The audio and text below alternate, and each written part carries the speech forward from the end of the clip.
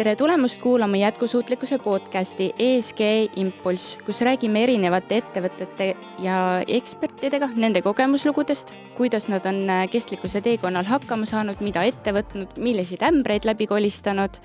Siis praegusel hetkel me tegelikult teame, et kestlikkuses on väga keerulised ajad, kas nüüd ESG kui selline jääb ellu või ei jää ja mis edasi saab, siis tegelikult pangad on sellel teekonnal juba ammu tegutsenud. Ja, nii on. Tere, Kristiin. Tere, Mihkel. Et mul külas ongi Mihkel Tamm Swedbankist ja kuidas sina oma kestlikkuse teekonnal üldse alguse said, et sul on väga mitmekülgne taust tegelikult? Ja, ei on küll, jah.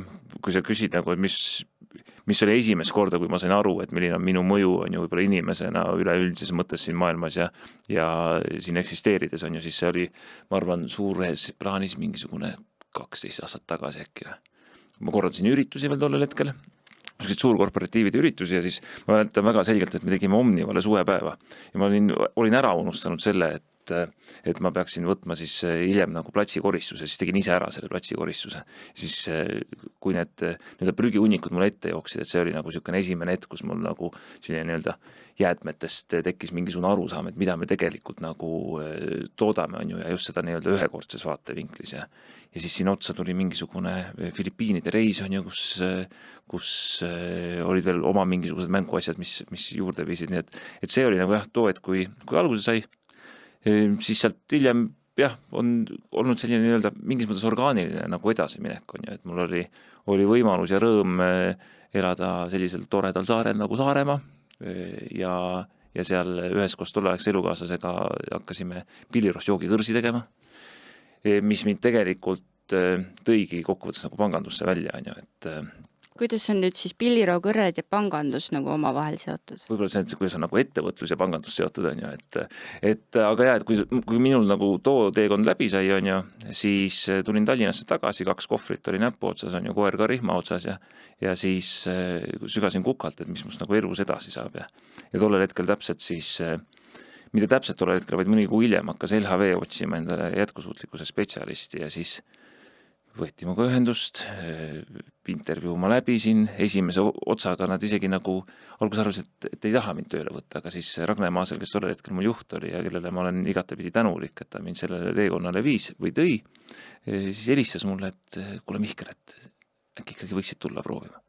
Ja siis nii ta läks, 1,5 aastat olin LHV-s, jätkusuutlikkuse spetsialisti ametikohal ja siis viis mind elu kokku Swedbankiga, Eero Treumani ja Anu Liblikuga ja nendega vesteldes sain ma aru, et milline mõju võiks mul olla võib-olla natukene suuremas pangas portfelli juhtida, ehk täna siis tõesti ma siis ettevõtete panganduses Swedbankis jätkusuutlikkuse valdkonda juhin, nii et siia siis välja jõudnud selle teemaga.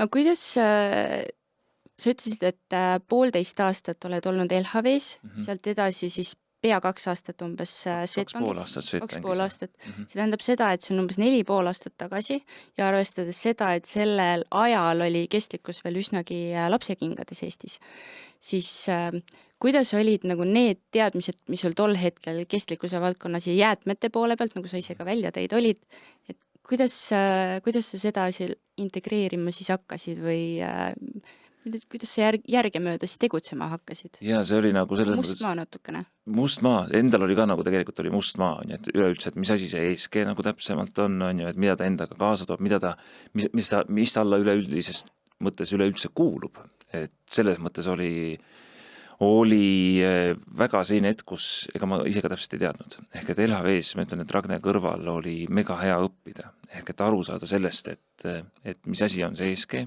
mismoodi meil ettevõtetena on võimalik ühiskonda, keskkonda mõjutada ja nüüd siis sinna järge pidi otsa Swedbankis, kus ma olen ikkagi sõna otseses mõttes nagu ettevõtetele vastu.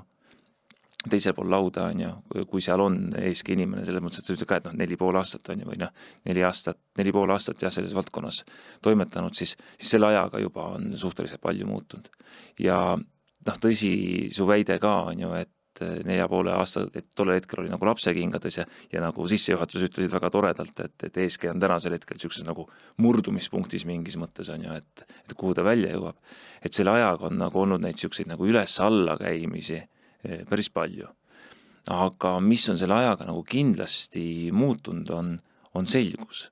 Ehk et tollel hetkel, kui me pihta hakkasime, LHV oli natukene juba nagu toimetanud ja tegelenud nende asjadega, siis tollel hetkel ei teadnud me väga üldse midagi, et me hiljem räägime suga kindlasti ka andmetest, on ju, räägime andmevajadusest, ega me tollel hetkel ei teadnud, mida meil tarvis on. Me ei mõistnud võib-olla ka seda, et milline mõju on nagu organisatsioonil endal ja mismoodi neid mõjukohti üleüldse juhtima peaks. Nii et selle ajaga on tõesti tekkinud oluliselt rohkem selgust. Selle ajaga, et olen kiilakaks jäänud, on ju, et võib öelda, et on nagu omajagu aega mööda läinud. Omajagu aega mööda läinud, on omajagu ka frustratsiooni olnud selles kõiges, on ju. Aga ma arvan, et see on ka väga loogiline, kui me võtame seda, et see kogu sektor või kogu see nii-öelda tegevusvaldkond ise alles areneb, on ju. Ja ma arvan, et me näeme tegelikult selliseid nii-öelda muudatusi veel omajagu siin nende aastate jooksul, mis meil ees on. Praegu võib ta küll olla siis sellises kas populaarsuse poole pealt pigem langusfaasis, siis sellest, et nii palju segadust on siin ümberringi. Aga ühel hetkel kui nüüd mõistusega vaadata ja mõelda, siis tegelikult see on väga lai ja laiapõhjaline ala. Kogu see kestlikkuse teekond ESG on veel nagu üks osa sellest. Siis mis sa arvad, kuhu me lõpuks välja jõuame?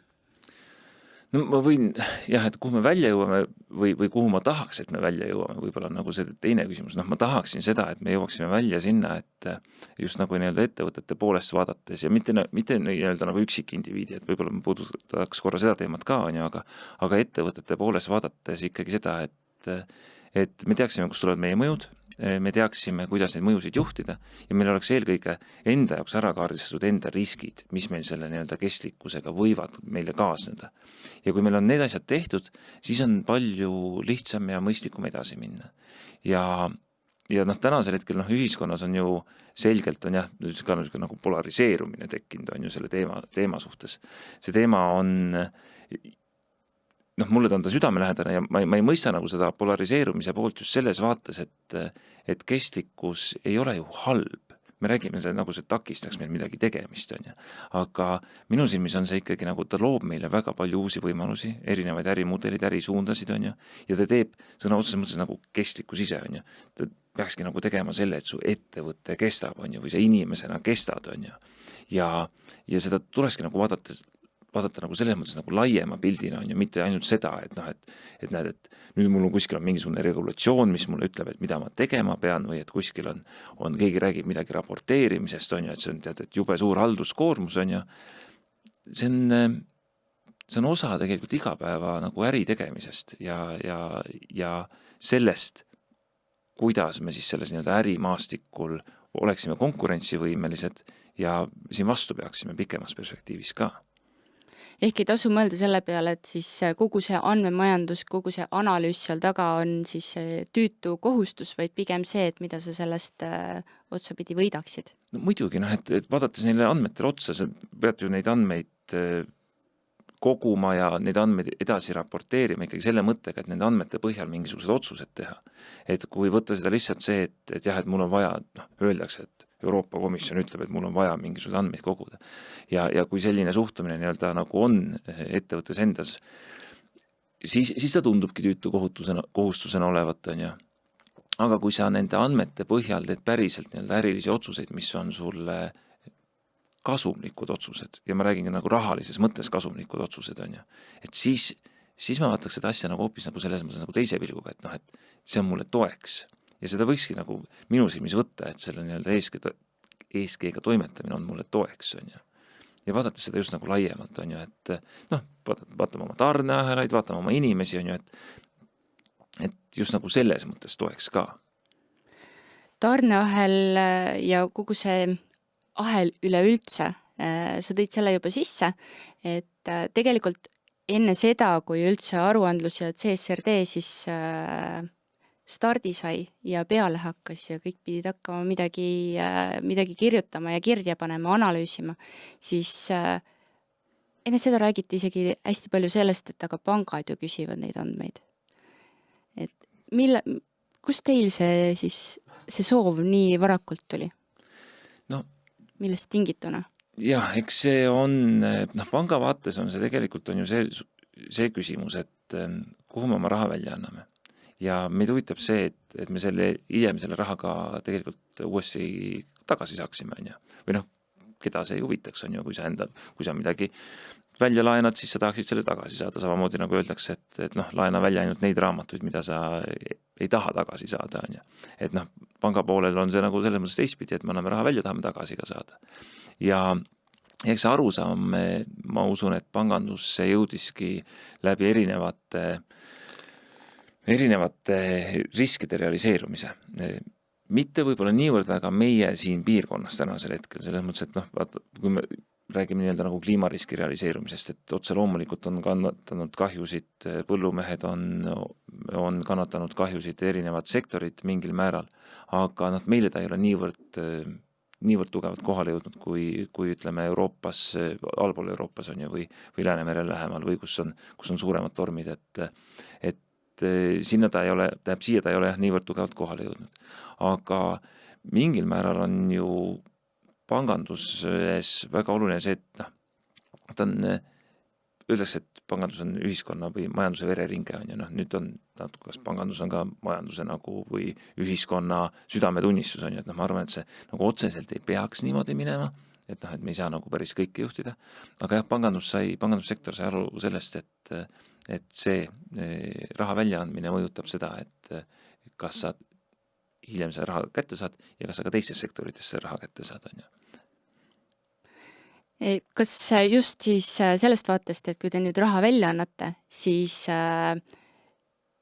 peamiselt sellistele ettevõtetele, kes on võib-olla kuskil keerulises positsioonis oma toodete ja teenuste poole pealt, et nad tahavad kuskile liikuda, tahavad arendada, tahavad teha mingisuguseid kestlikumaid või rohelisemaid tooteid, mis olekski siis keskkonnasõbralikumad ka samamoodi. Kui palju te hindate seda erinevust?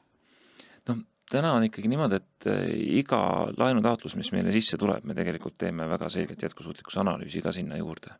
Ja see oleneb muidugi suurusest, oleneb laenu suurusest ka, et kui süvitsi sellega minnakse. Meil on automaatsed süsteemid, kus me hindame sektorit ja hindame siis seda ettevõtet sektori vastu. Ja mida suuremaks nii-öelda see exposure läheb või meie välja antud laen, et seda süvitsimat me siis vaatame tegelikult seda, et kellele me selle raha välja anname.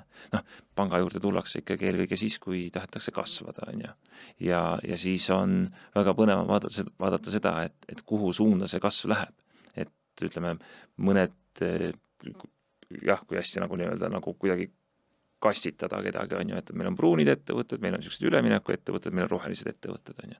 Ja siis on väga äge vaadata seda, et kuidas see pruun ettevõte, kes mingis mõttes on pruun, on ju, aga ta teeb oma igapäevaseid tegevusi, nagu ta on siiamaani teinud, kuidas ta on sellele teekonnale jõudnud, et ta tahab jõuda siis kas siis ülemineku ettevõtteks ja lõpuks siis selleks roheliseks ettevõtteks, on ju. Ehk et see nagu see ringkäik ja mingis mõttes on nagu muutumas, on ju, et me jah, saame seda vaadata ühte ja teistpidi, on ju. Kui palju te sellest tingituna siis tagasi lükata neid soove? Eks see laenutaotlusel A ja O ikkagi on tänasel hetkel rahavoog, on ju, rahavoog. Ja see on nii-öelda põhiline, mida ikkagi vaadatakse. Me oleme loobunud otse loomulikult mõnest koostööst ettevõtetega, kes on vastuolus meie position statementidega, climate and nature näiteks on ju. Ja ma usun, et me tegelikult tulevikus näeme sellist nii-öelda kliendist loobumist võib-olla rohkem, kui me siiamaani oleme näinud. Aga kui sa küsid, et kas me oleme nii-öelda öelnud, et jah, et sa meile ei sobi, on ju, siis me oleme seda teinud. See on olnud seotud võib-olla tegevusalast tingituna, mitte võib-olla, vaid kindlasti tegevusalast tingituna. Seal on eetilised küsimused, on seal mängus juures, on ju. Ehk et see pilt on jah laiem, on ju. Ehk siis, kui tuleb ettevõte teie juurde, tahab laenu saada, väidab, et ta tahab mingisugust kestlikumat toodet tegema hakata, siis te analüüsite ikkagi kõik punktid läbi kõigepealt ja siis alles teete otsuse, et kas nüüd on mõistlik või mitte ja kas see tõenäosus, et te selle laenu ka tagasi saate, on tõenäoline. Jah, eks otse loomulikult on ju, et riskihinnangud sinna juurde lähevad ja kõike seda me vaatame, on ju, et ja eks täna võetakse ikkagi ka laene ju selle jaoks, et nagu ma ütlesin, et üleüldiselt kasvada, tootearendusse otse loomulikult on ju ja kuhu ettevõtted suunduvad ja mis on nende nii-öelda põhiline fookus, et selles on ju ja eks meile väga meeldivad need kliendid, kes teavad täpselt, et mille jaoks neil neid tegevusi tarvis teha on, kuhu nad seda laenuraha kaasavad, on ju. Nii et ja kogu see see ESG kompotina, et ta moodustab ühe osa siis sellest suuremast meie riski hindamisest, mis me tegelikult vastu ettevõtted teeme, nii et on jah üks osa sellest. Ja kui te ju haldate ka oma keskkonna mõju ja jälgite, kuidas siis CO2 jalajälge näiteks vähendada? Jah, CO2 jalajälg otse loomulikult on ju, et jällegi pangandusest vaadates, ja vaadates ka siin Swedbanki näitel on ju, et üks osa on see tõesti, et mis me teeme ise ja teine osa on siis meil nii-öelda finantseeritud emissioonid. Ja kui me vaatame nii-öelda kogu oma mõju laiemas mõttes selles nii-öelda kitsas läbi nende carbon goggles'i või läbi selle on ju, et siis me saame tõesti öelda, et tegelikult kuskil 97-98% meie mõjust tegelikult tuleb sellest, et kuhu me raha välja anname. Ja mitte niivõrd väga sellest, et millised on meie oma nii-öelda sisemised tegevused, kuigi otse loomulikult need avaldavad ka mõju, meie oma nii-öelda hooned, kus me oleme, meie oma nii-öelda harjumused, inimeste harjumused, need avaldavad ka mõju ja neid tuleb ka juhtida. Ehk siis need finantseeritud emissioonid, mis sa ka ennist välja tõid, ongi seotud klientidega ja sellega, mida nemad selle rahaga siis edasi teevad. Just, absoluutselt. Ehk siis see Scope 3. Ja, absoluutselt nii on, et vaadates seda sama GHG protokolli on ju, siis on seal see kategooria 15 ehk siis investeeringud, et sealt on see, kus tuleb meie suurim mõju. Ja kui palju te sellesse Scope 3 siis nüüd oma ahela vaates olete süvenenud? Et kui palju te hindate seda, et mida siis klient sellega nüüd edasi teeb? Kui kestlikult ta seda raha siis siiski kasutab? Jah, eks meil on tänasel hetkel on see, et jällegi nüüd me jõuamegi juba andmeteni on ju, jõuame sinna, et palju on neid ettevõtteid, kes on oma Scope 3 üleüldse välja arvutanud on ju ja palju on meil võimalik nii-öelda saada siis valideeritud andmeid üleüldse enda kätte sisse. Ja just. See on puudujääk on väga suur on ju, eks see käpp on tegelikult väga suur selle vahel, et mida me tahaksime ja mis meil olemas on. Nii et tahes-tahtmata me tänasel hetkel väga paljusid arvutusi teeme veel prokside pealt. Ehk et võtame sellised nii-öelda riigi üldandmed ja siis vastavalt siis ettevõtte suurusele tegelikult arvestame et see võiks olla suurusjärgus selle nii-öelda ettevõtte heide on ju. Nii et seda me täna tõesti teeme ja lootus on, et siin ühel hetkel, või lootus oli tegelikult pigem, ma ütleks. CSRD-d sa juba mainisid, on ju seda, et kõik peavad hakkama tegema, ega siis ka ei pidanud kõik hakkama tegema, on ju, et seal oli, ka tollel hetkel oli ikkagi ju see, et oli Eestis maksimaalselt suurusjärk 300 ettevõtet, on ju, olid need, kes oleksid pidanud hakkama siis kestlikkust raporteerima. Ja meil oli tõesti lootus, et tänu sellele kestlikkusaruandlusele on meil võimalik siis saada neid andmeid lihtsamini kätte, ehk et toimub ka mujalt selline nii-öelda nagu jõuõlg, mis ettevõtteid suunaks ja et ei oleks turul ainult see arusaam, et pangad küsivad midagi. Sest jah, pangad küsivad midagi, et eks nii nagu on võideldud rahapesu vastu, võideldud siis ümbrikupalkade vastu, on ka jällegi see, et pangad tahavad näha su nii-öelda inimese enda panga väljavõtet ja siis selle najal nagu mingil määral võideldi ka siis ümbrikupalga vastu, et me jah, sükse valvekoera ülesanne on pigem nagu meedial, ma saan aru, on ju, ühiskonnas laiemalt, et ma tahaks öelda siin kohal seda, et me oleme ka ühed nii-öelda nagu andmete tarbijad, on ju, ja meie kohustus on neid nii-öelda oma portfelli sisu siis tegelikult edasi raporteerida nii Euroopa Keskpangale kui meil neid nii-öelda raporteid, mis me tegema peame, on oluliselt rohkem kui ainult see kestlikkusaruandlus. Et on Pillar 3, ja neid on väga palju tegelikult neid, kuhu me edasi raporteerime oma andmeid, et selles mõttes see mul juba läks su küsimus meelest ära, mis sa küsisid, on ju selle oma heietamise peale siin on ju, aga see jah, on tõmmates kuidagi selle mõttelõnga siis kokku, et jah, et raporteerimise poole pealt on see ainult üks osa, mis me peame tegema. Ja jah, ma hakkasin ju rääkima seda, et meil oli lootus, et me saame neid andmeid palju lihtsamini kätte.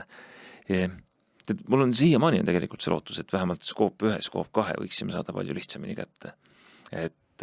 Aga siin ma vaataks nagu väga selgelt riigi poole, vaatan kui kaameras vaatan, kui mõni riigi esindaja ka mind vaatab, on ju.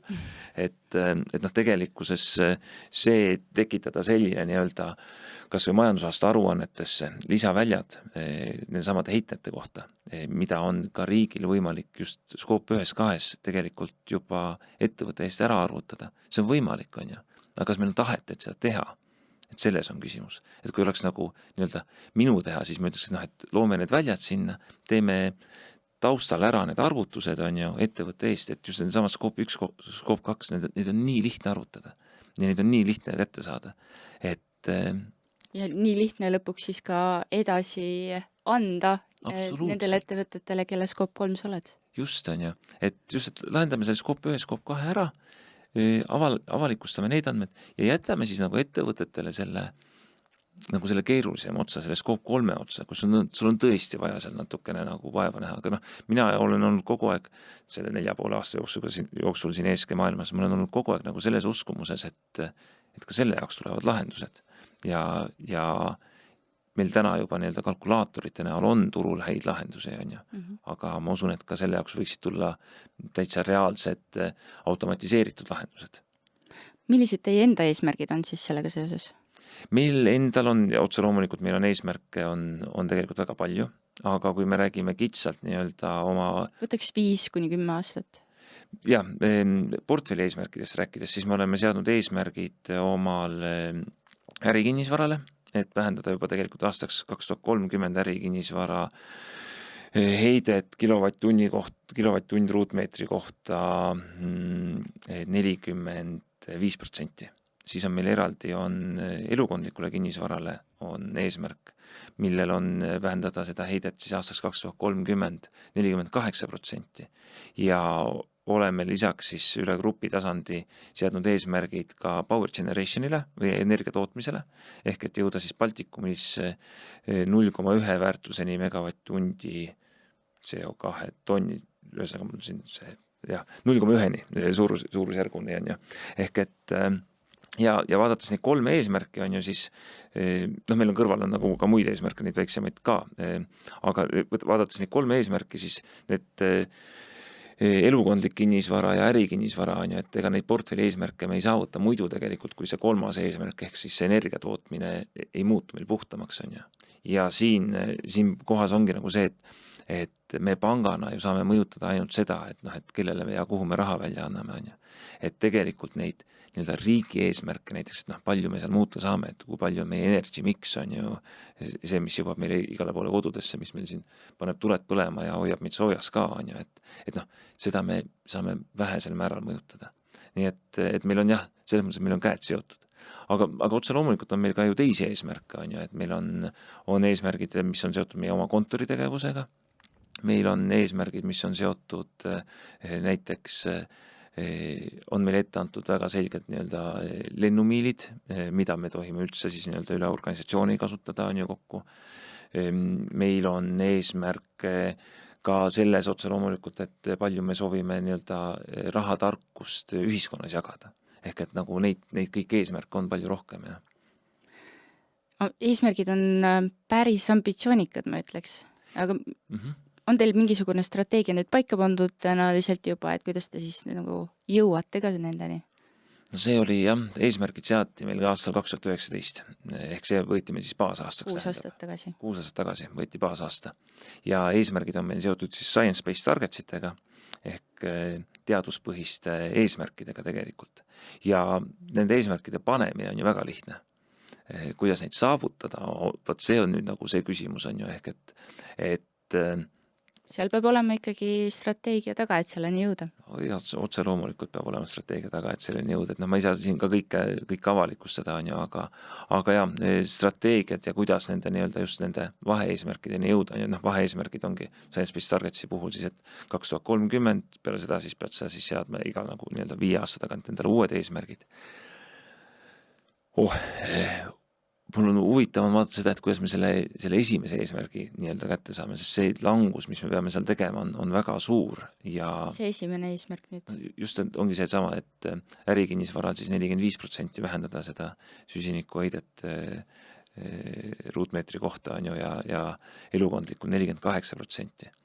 Ja me siin huviga vaatasime näiteks seda, et näppude peal, mitte ainult näppude peal, ikkagi võtsime Exceli kappi, arvutasime läbi, on ju, et kui meil ka nii-öelda kogu oma elukondliku portfelli, mis meil tänasel hetkel on ju, et korterid ja eramajad on ju, ja renoveeriksime need kõik A-klassi, kogu selle portfelli, mis meil on. Meil jääks ikka sellest oma eesmärgist puudu. Nii et seetõttu ongi just seesama, mis ma enne ütlesin, et meil see Power Generation mängib meil nende eesmärkides nagu niivõrd suurt rolli, et see nende eesmärkide saavutamiseks on vaja see, et see nii-öelda riiklik energy mix tuleks sinna järgi, on ju. Ehk siis riigilt on ka teil väga palju tuge vaja? Nagu ma aru saan. Loomulikult, eks me kõik ju tegelikult selle nii-öelda kokku siin paneme, on ju, rahvas on riik, on ju, ja siis me seda siin teeme, on ju, aga jah, kui ma ütlen, et meil on riigiga koostöös tarvis tegelikult need asjad ära teha, siis see on ka see, mida ma silmas pean, et meil on väga palju asju, mida me ise ei saa teha. Ja kus ongi vaja meil kindlasti nagu riigi tuge ja riigi suunamist, on ju. Üks asi ongi see, et tuleb ettevõte teie poole, kes tahab siis ise, räägib hästi palju sellest kestlikkusest, rohetoodetest, soovib finantseerimist, siis kui palju te ise siis teistpidi seda välja pakute? Kui palju te turundate enda rohetegevusi, enda rohetooteid, finantseerimisvõimalusi? Ja eks me toome neid igal juhul välja, on ju, et meie kõigil kliendi kohtumistel, kus on ka kliendi halduri juures, me räägime nendest erinevatest võimalusest. Ma üritan ise ka väga palju klientidega kohtuda. Tunnistan ausalt, et peale seda, kui see Omnibuss, mis sõna polegi veel täna kasutanud, on ju, et kui Omnibussi nii-öelda need esmased ettepanekud välja tulid, siis on neid kliendi kohtumisi jäänud natukene vähemaks seoses ESG teemadega, mis on arusaadav ka selles mõttes, et ettevõtted ootavad, on ju, et vaatame, mis saab. Aga ja, me otse loomulikult me toome välja meie jätkusuutlikkusega seotud laene, me toome välja nii-öelda erinevaid finantseerimisvõimalusi, mis meil on hoonete puhul, hoonete energiaefektiivsuslaen, mis on suunatud tänasel hetkel ikkagi nii-öelda uute hoonete arendamisesse ja ka renoveerimisse tegelikult väga selgelt ärikinnisvara vaates on ju, et meil ärikinnisvara vaates on seda renoveerimisvõimekust oleks tarvis tõsta. Elukondlikult samamoodi korteriühistud kogu seda poolt, et seda on tarvis tõsta ja seda huvi tegelikult on, et seda teha. Aga võib-olla see mõistmine sinna juurde, et miks seda teha, on tänasel hetkel see, mis ei ole veel, ma ei saa öelda, et ei ole kohale jõudnud, on ju, sest inimesed saavad aru, et kui ma teen täna ära mingisugused investeeringud, siis see on võimalik, et ma hoian tulevikus oluliselt kokku, vaadates nii-öelda ärikinnisvara suunal ka seda, et see nii-öelda investeeringu tasuvusaeg on kuskil 5,5 aastat, et ta ei ole ka nagu liiga pikk aeg. Aga ma võiks öelda, et nagu raha väga palju odavamaks ei lähe, et seetõttu tasuks võib-olla need nii-öelda renoveerimistegevused ära teha, kui seda võimalik on teha, on ju. Me oleme väga paljusid ettevõtteid, korteriühistuid, ka eraisikuid tegelikult, kes mõtlevad, et tahaks nüüd remonti teha, peaks selle laenu võtma, aga rasked ajad on, vaata, praegu ei võta. Jah, see, kui vaatame nii-öelda nagu eraisiku vaatest on, et ma ütlen, ma igapäevaselt ei tegele eraisikutega, on ju, aga see info võiks mul nagu olemas olla ja mingil määral on ka, on ju. Et kui me vaatame nagu eraisiku vaates, et kui sul tuleb see, ma ei saa öelda renoveerimiskohustus, on ju, aga et palju jääb siis inimesele kätte nii-öelda left for living. Peale seda, kui siis oled seda korteriühistus ja või korteriühistu liige on ju oma korteriga otse loomulikult ju oled ka, et ja kui sul tuleb see nii-öelda renoveerimiskohustus peale, et see on järjekordne mingisugune nii-öelda justkui nagu lisatasu on ju.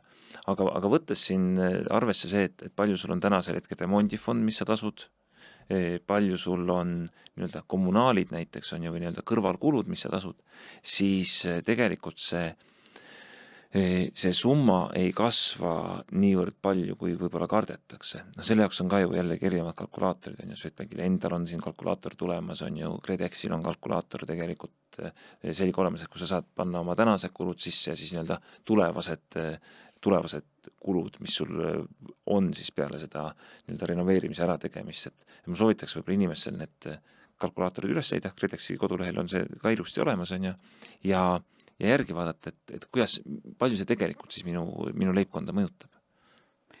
Ehk siis ei tasu nagu otseselt karta seda, nagu ma aru saan. Ka sinu soovitusel? Noh, karta või mitte, on ju, ma arvan, et tasuks läbi kaaluda ja siis võtta vastu otsus, on ju, et öelda koheselt, et ei, et see on mulle nii-öelda käib üle võimete, et võib-olla seda ei tasuks teha. Ehk et nagu hästi lihtne on öelda, et ei, ma ei tee või ei, ma ei taha, on ju. Aga seda inimene teeb võib-olla tihtipeale sellise nii-öelda emotsiooni pealt või selle pealt, mida ta siis kuuleb, mida tal siis Ljudmilla rääkis kõrvalkorterist, on ju, et tasub need asjad tegelikult endale selgeks teha, on ju, et ilma mitte siis seda poole, et keegi sulle ütleb, vaid ise tegelikult aru saada, ise kokkuvõttes juhid oma raha natukene ju ka, on ju, vähemalt võiks. Ja just. Nüüd ma lähen korraks natukene sinna eraisiku poole peale, aga just alles hiljuti kuulsin, kuidas ka Eesti, no peamiselt siis Tallinna kinnisvara liigub täpselt samasse suunda, nagu on praegu Saksamaal või teistes riikides, mis mingil määral on meile eeskujuks. See liigub täpselt sinnapoole, et seal on eluase nii kallis, et seda ei saagi tõenäoliselt siis ka meie lasteealised inimesed endale tulevikus soetada ja osta. Ehk siis täpselt samamoodi, kui praegu on see võimekus veel olemas, praegu saame veel neid sissemakseid seal teha, laenu võtta, selles järgus nagu soovime, tasuks ära teha võib-olla. Jah, eks laenuotsuse tegemine on igal inimesel oma otsus, on ju, et siin nagu anda soovitust, et võtta laenu ilmtingamata, kindlasti teha ei saa, aga olgem ausad, et ka need ajad on möödas ja jumal tänatud, et need ajad on möödas, on ju, et kus läksid kuhugi tööle ja siis selle eest, et sa seal töötasid, said sa korteri, on ju. Ja need ajad eeldatavasti ei tule tagasi. Ja oma nahal olen ka seda väga selgelt tundnud, et kuidas on tänasel hetkel nii-öelda oma kinnisvara soetamine palju keerulisem võib-olla, kui see kunagi oli. Nii et, aga jah, et öelda seda, et minge võtke laenu, oske kodu, et seda ma ei saa kindlasti öelda, et see on iga inimese individuaalne rahakott, on ju. Sa tulid praegu nüüd täpselt sellesse vastusesse, mida ma lootsin saada, ehk siis panga esindajana kestlikkuse vaatest sa ei saa öelda inimestele, et nüüd tule võtta see laen või tee see otsus ära ja hakka tegutsema nii-öelda, vaid peab vaatama ikkagi sellest, et ka sotsiaalsest vaatest oleks see siis balansis kõik ja tasakaalus ja et inimesel oleks see võimekus ikkagi seda laenu võtta. Kui palju te teisi selliseid sotsiaalse poole pealt siis otsuseid vastu võtate või kogukondi mõjutate endal ümberringi? Tead, me mõjutame väga palju, ma arvan, me oleme ikkagi suur tööandja, nagu me oleme ja mängime majanduses väga suurt rolli, on ju, et meil on, nagu ma ütlesin ka enne, et üks osa meil on kindlasti rahatarkuse jagamine, ehk et me tahaksime, et meil kliendid oleksid rahatargad, et nad, ja kui ise ei ole rahatark, et nad julgeksid helistada, võtta selle kõne sinna panka ja näiteks küsida pensioninõu, on ju, või küsida, et mida teha või mis teha võiks, on ju. Mitte, et sealt antakse sulle nii-öelda nõu, et millist pensionifondi valida, aga panga töötajad annavad väga head nõu, et mis on tegelikult ka sulle tänasel hetkel võiks olla nagu parim lahendus, on ju. Sotsiaalses mõttes ekka me ju toetame väga paljusid asju, on ju. Terviserajad on üks asi, kus me oleme olnud kaasasutajatena väga pikka aega. Olen näinud silte. Oled näinud, on ju, ja jumal tänatud, et ju, et ongi nagu eraettevõtlus on see, kes on nagu suunanud nagu seda, et näed, et meil oleksid need terviserajad oleksid korras, on ju, kus me saame tegelikult minna loodusesse ja nautida seal olekut, on ju, ennast liigutada. Ja mille üle mul on väga hea meel, on see nii-öelda esialgu tuli see uudis 1,5 aastat tagasi välja, on ju, et haridusfond, mille me siis nii-öelda ka lõime 10 miljoni euroga, on ju, et see on tööd alustanud tänasel hetkel ja suunabki nii-öelda neid haridustegevusi, et meil oleks päriselt ka seda inimest võimalik siis toetada tema arengutee järgul, nii et jah, et haridusfond on ka väga, väga suur asi ja tegelikult meil organisatsioonis on hästi palju erinevaid ametikohti, erinevaid töösuundasid ka, et toetustegevuste juht on meil toetustegevuse osakond on eraldi täiesti, on ju, et kuhu me panustame ja mil määral, et see on jah, selles mõttes sellise suure ettevõtte võlu, et sa saad anda ühiskonda tagasi ja eks see on oluline, et sa annaksid ühiskonda tagasi. Aga mis osas te seda jälgite, et kuidas te nüüd siis, sa rääkisid sellest haridusfondist, et kuidas see raha seal suunatud on, et kas ta on mingitele sellistele erialadele suunatud, millega meil ongi kitsas käes, no näiteks insenerid, on ju, või siis jälgite pigem seda, et teil endal oleks neid töötajaid seal ühel tulevikus võtta? Eks haridusfondi mõte on ikkagi see, et ta on laiemalt ühiskonda. Et meie olime see, kes oli selle fondi asutaja. Tänasel hetkel fondil on oma juht, Annika Räim, kes tegelikult kogu seda nii-öelda fondi majandamist ise juhib ja seal täiskohaga selle poole peal tööl on. Nii et meil seal jah, sellist nõukogu liikmed on, minu teada peaks olema keegi Swedbankis ka, on ju, aga meil sealt jah, see, et endale järelkasvu kasvatada seal, see ei ole nagu see mõte, see on ikkagi puhas see mõte, et Eesti haridussüsteemi panustada, et see oleks kvaliteetne ja et haridus oleks tegelikult kõigile kättesaadav. Kvaliteetne haridus. Ja just kvaliteetne haridus. Seal hulgas siis sinna lähevad ju põhikoolid, gümnaasiumid ja kogu see baas ka, mitte ainult siis ülikoolid. Ja ülikoolide arendus või... Jah, nii-öelda R&D on ju, et ja, sinna on võimalik erinevate projektidega, nii-öelda erinevad projekti taotlusi on võimalik sinna sisse panna. Ma üksik pulgani täpselt ei tea kõike seda poolt on ju, aga see info on ka leitav õnneks igalt poolt mujalt. Nii et aga jah, erinevad projektid, kui on projekt, millel on mõte, et see on suure mõjuga ühiskonnale, siis kindlasti tasub sinna fondi poole pöörduda. See on see nüüd, mis siis läheb kogukondadele ja väljapoole teie ettevõtet? Jah. Aga nüüd, kui vaadata teie ettevõtte töötajaid ja töötajaskonda, kuidas te seal neid asju nagu siis mudite või paremaks saate, sest tegelikult pangad on ju väga tahetud tööandjad. On, ja mul on endal ka väga hea meel, et ma et ma Swedbankis töötan.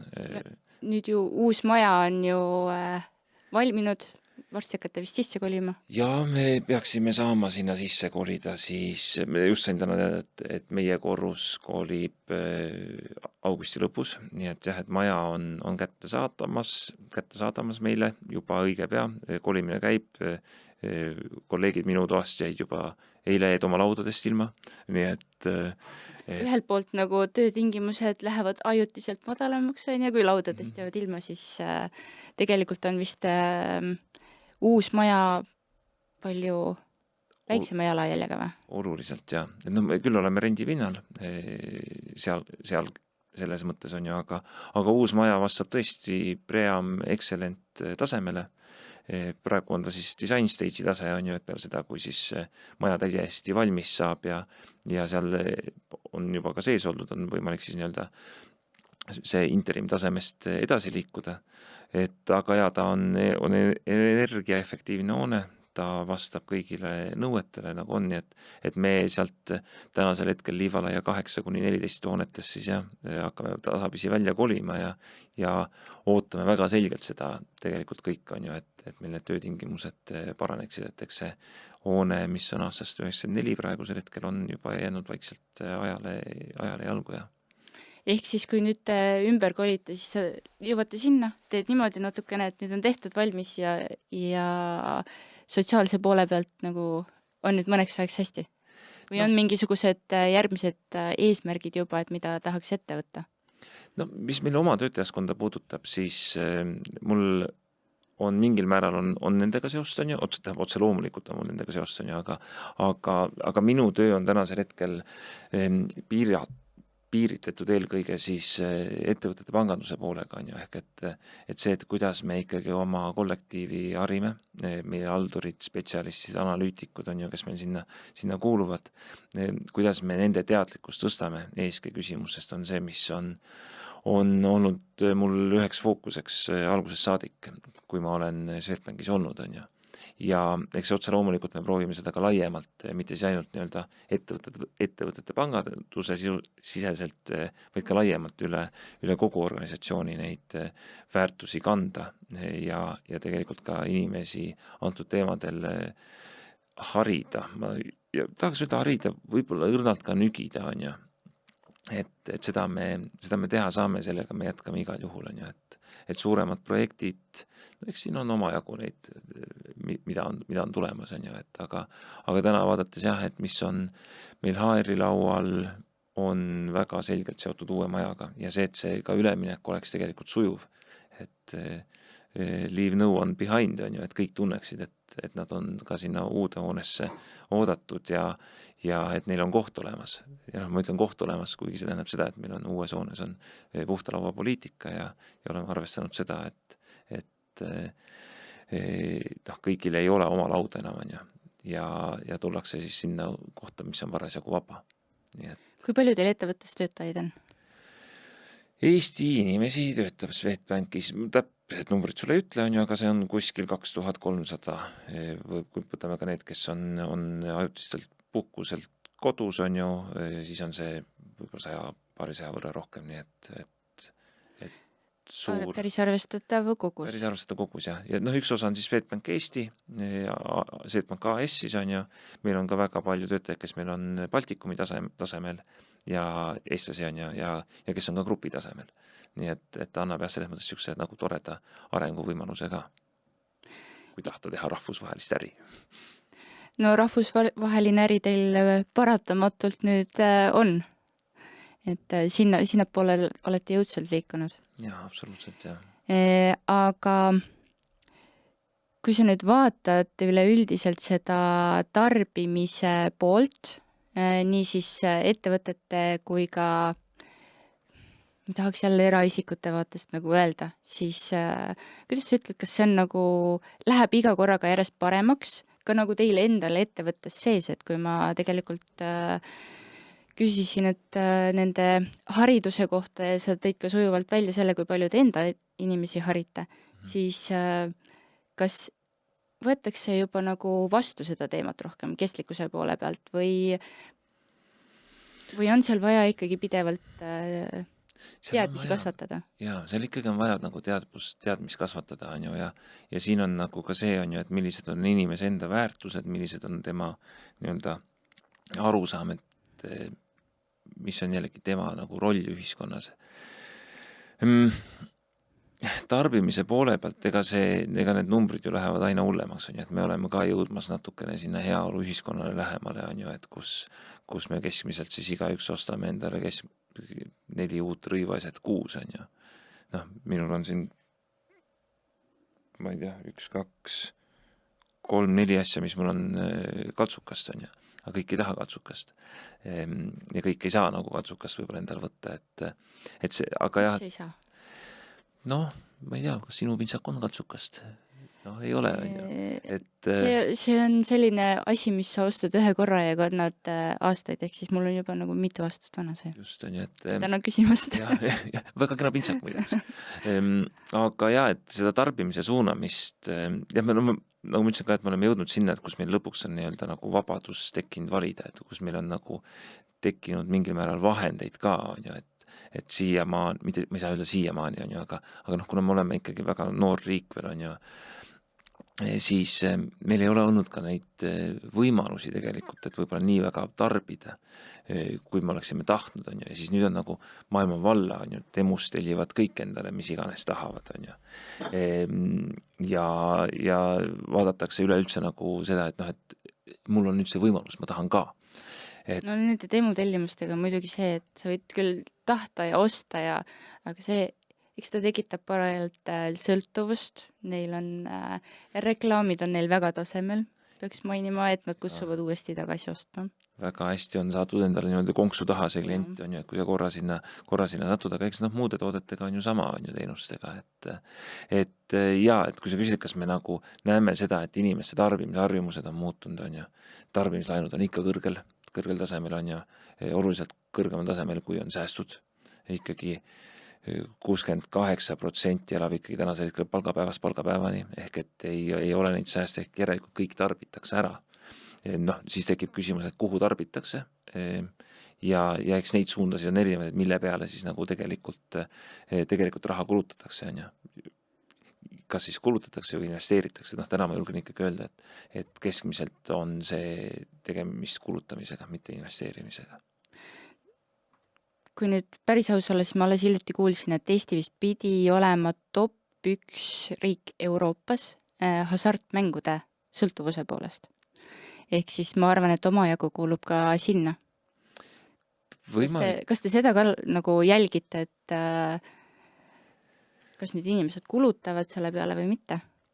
Ma ei saa siin kommenteerida, sest ma ütlen ausalt, ma ei tea seda. Ma ei tea siin nagu piisavalt, on ju. Ma tean seda, et meie ei finantseeri hasartmängu propageerivaid ettevõtteid või asutusi, on ju, et seda ma tean öelda.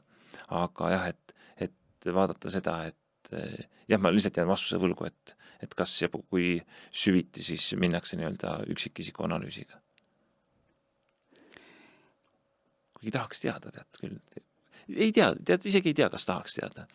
See on põnev teema, aga samas on jälle see, et kutsub natukene siis tagasi reaalsusesse, et kui endal on nagu hästi, siis tahaks, et teistel oleks ka hästi. No just on ju, muidugi tahaks. Et tahaks ju kuidagi suunata ja tahaks ju aidata ja tahaks öelda, et tule välja ja lähme nüüd edasi.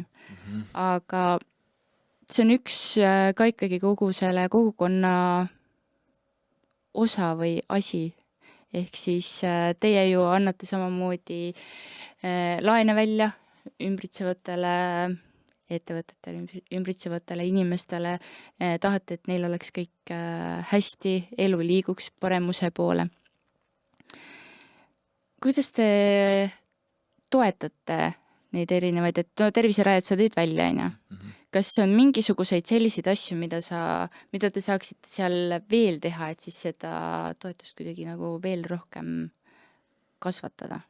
Jah, ja see arusaamine ka, et kuhu see toetus läheb, on nagu hästi oluline ja et noh, et mis sellest toetusest siis saab, et ega kontrollite seda? Jah, ikka otse loomulikult on ju, et meile tuleb siis peale seda, kui me oleme mingisuguse toetuse välja andnud või kui me oleme ka mingisugust üritust toetanud näiteks, on ju, et olgu see Elementtoas, on ju, et siis noh, mida siis Rohetiiger korraldab, kus me oleme ka suurtoetajatena juures, on ju, olgu see Impact Day, kus me oleme väljas olnud, et otse loomulikult meid väga selgelt huvitab hiljem, et mis on olnud selle siis mõju nii-öelda laiemalt, on ju, ja mõju ühiskonnale laiemalt, aga noh, jällegi, mis me veel teha saame, mis on nagu tore, on ju, on see, et seda nii-öelda kogukonna ehitamine. Ma liigun natukene siit tagasi sinna sellesse nii-öelda ettevõtete nagu maailma, on ju, et me oleme siis ju mõne toreda inimesega üheskoos ju algatanud tegelikult sellise ma ei saa öelda liikumise, on ju, aga see on ikkagi kogukond. No kogukond, jah, et tahaks nagu kogukonda kasvatada, on ju, ehk et siis neid kestlikkuse inimesi nagu kokku tuua, et üksteisele toeks olla, ja mitte nagu jututoa mõttes ainult, on ju, vaid et jagada ikkagi kogemusi, jagada seda poolt, et mis on tehtud, jagada valusid, on ju, ja see, et võib-olla tõesti nagu sektori ettevõtted üheskoos leiavad mingid lahendusi, ehk ma räägin siis ESG Mastermindist, on ju, et mis meil siis korra kvartalis sihilikult oleme võtnud, et eesmärgiks on ju, et korra kvartalis see meil toimuks. Nüüd siis 29. mail on meil järgmine, on ju, ja siis on sügisel septembrikuus eeldatavasti on siis 3. nii-öelda kokkusaamine, kus täna sinna Mastermindile hommikul vaatasime suga koos, on ju, 65 inimest vist oli registreerinud, on ju.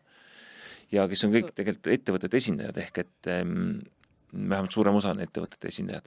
Ja erinevatest sektoritest, erinevatel tasemetel ettevõtetest, et just. Tegelikult... Ja, et selline Mastermindi mõte, et me saame hommikukohvi raames kokku, on ju, kus me jagamegi seda, et mis meil on täna päevakorras, on ju, ja kui seal tekib selline nende, mida mina hullult loodan, on ju, et seal tekiks selline ettevõtete omavaheline selline sümbioos heas mõttes, ehk et kui on mingisugune teema, mis on ettevõtte jaoks oluline või mingi lahendust vajav teema, et siis leitakse koos see lahendus ja võib-olla siis selle tulemusena suudetakse teha ettepanekuid, et kuidas mingisugune nii-öelda valupunkt muuta vähem valuliseks.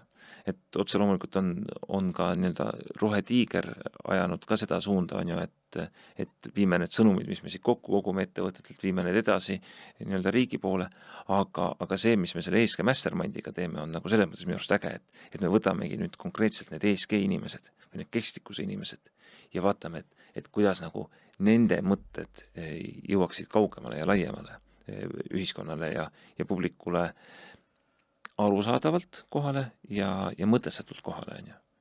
See on see, mis tegelikult ju ettevõtteid suures pildis väga tugevalt mõjutab. See, kuidas nende enda inimesed siis nende teemadega tegelevad, mida siis, millised on need järgmised tegevused üldse, kuhu poole liikuda, kuidas läheneda innovaatilistele toodetele, kuidas seda kestlikkust enda kasuks ära pöörata, et on.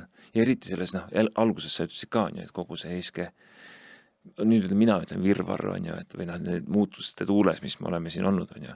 Ma samas ütleks, et selle 4,5 aasta jooksul ma olen kogu aeg olnud sellest muutuste tuules, on ju, et ei saa nagu, vahepeal jälle ei saa aru, et kuhu poole peaks nüüd jooksma ja mida peaks nüüd parasjagu tegema, on ju, ja siis magad korra selle mõttega õhtul, on ju, või öö ära, on ju, ja tuleb jällegi mingi selgus, on ju, et see nii-öelda sellest virvarrist tahaks ju rääkida asjadest lihtsalt, et need on kõigile ühiselt arusaadavad ja et meil ei oleks sellist nii-öelda virvarri ümberringi, et ei oleks kaheti mõistmisi, ei oleks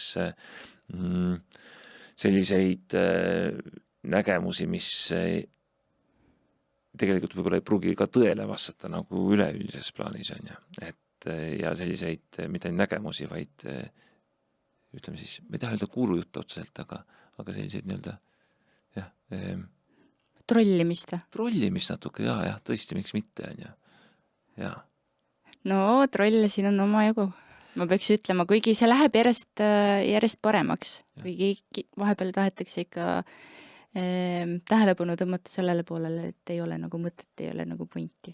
Jah, no ma ei saa siin hinnanguid anda, ma ei taha üldse hinnanguid anda, on ju. Ja ei olegi nagu minu roll ja seda teha üldse mitte mingit pidi, et ma arvan, et meil on selles mõttes ühiskonnal, meil ongi niimoodi, et meil on erinevad arvamused. Meil ei ole õigeid valesid arvamusi, on ju. Ja see, et ma ei saa nagu oma tõde peale suruda kellelegi ja samamoodi, kui keegi nii-öelda seda kestlikkuse teemasid trollib, on ju, ma ei usu ka, et ta tahab nagu oma nagu tõde peale suruda, et võib-olla lihtsalt tal nagu arusaamine natukene teine, on ju. Ja mis mulle nagu tõesti endal nagu kohale ei jõua hästi ja ma olen üritanud sellele, või ma olen mõelnud sellele nagu väga mitmeid kordi on see, et miks on nagu nii tugevalt osadel inimestel tekkinud nagu vastuolu keskkonnaküsimustes. See, et meil oleks puhas vesi, mida juua, et meil oleks puhas energia, mida me kasutame. Eeski vaatas, et meil oleks kontrollitud tarneahelad, et meil tarneahelas ei oleks mõnda sellist ettevõtet, kes kasutab näiteks lapstööjõudu, on ju. Et kus see järsku sai sellise nii-öelda nagu negatiivse vaate? Ma ei mõista nagu seda. See nagu tõesti paneb nagu kukalt kratsima, on ju, et kus see tuleb, et me selle nagu, ja ma ei saa öelda, me ühiskonnana selle vastu oleme, aga et meil on teatud arv inimesi, kes meil on selle vastu, nagu kestlike teemade vastu. Kestlikkus peaks olema parajalt eetilisuse küsimus. Just, ta võiks olla, on ju, eetilisuse küsimus küll, on ju, aga praegu on ta nagu selline, mõtlen, selline nagu polariseeriv teema. Ma ei saa aru, miks. Mul ei jõua nagu see kohale, on ju. Iseenesest rõõm on nagu just Mastermindi vaatest, et kui esimesele registreerus 70 midagi inimest, siis praegu me läheneme ka ikkagi, meil on nädal aega minna, lõplik registreerunute hulk ikkagi selgub siin nädala jooksul, on ju. Et tuleb ka ligi 70 inimest, seal osad inimesed on kindlasti uued ja osad on võib-olla sellised, kes ei saa tulla. Ma tahaks loota, et seal on nagu seda poolt, mitte see, et nüüd on, nad ei taha nende teemadega enam tegeleda, enam edasi ei lähe. Yeah. Aga no, vaata, selle hirm on ka see, et me jällegi me kogume nagu kokku heas mõttes need inimesed, kes niikuinii selle teemaga tegelevad. Ja nüüd on nagu see, et kuidas sellest, ütleme 70 või 100 või lõpus võib-olla, ma ei tea, 200 ettevõtet on ju, kes saavad see omavahel kokku, et kuidas nemad saavad siis, ja me ei taha öelda nagu seda sõnumit edasi viia, on ju, aga kuidas nad saavad seda, nagu, seda väärtust, mis sealt tekiks, nii-öelda oma organisatsioonidesse edasi viia, et seeläbi siis mõjutada oma töötajaid, oma tarneahelat, ja nii edasi, on ju. Et see on nagu see, et ma väga loodan, et sellest ESG Mastermindist ei saa selline nii-öelda kudumisklubi, udukudujate kudumisklubi, kus saadakse omavahel kokku ja siis noogutatakse kaasa, et jah, et nii on, et sellest nagu päriselt ka nagu tekiks nagu mingisugune ühiskondlik muutus, on ju. Väga äge oleks küll, kui tekiks, aga jah, loodame, et me ei jää sinna lihtsalt nii-öelda koos käima ja kulmkortsus nii-öelda ütleme, et kurat, on ikka pahasti küll. Et kui praegusel hetkel me tegelikult saame Mastermindi läbi mõjutada nii paljusid inimesi, siis nemad omakorda mõjutavad oma inimesi, sealt oma töötajaid, kogukondi ümberringi, siis tegelikult see mõju võiks kasvada nagu väga suureks. Ja kui ma praegu nüüd ütlen korraks, et meil on nüüd hakkab podcast vaikselt läbi saama, et kui ma ütlen sulle, et palun nüüd unista korra, siis mis sa nagu näed, et see tulevik kestlikkuse vaatest võiks olla, et mis sa nüüd mõtled, et see on nüüd tehtud, see eesmärk on nüüd käes?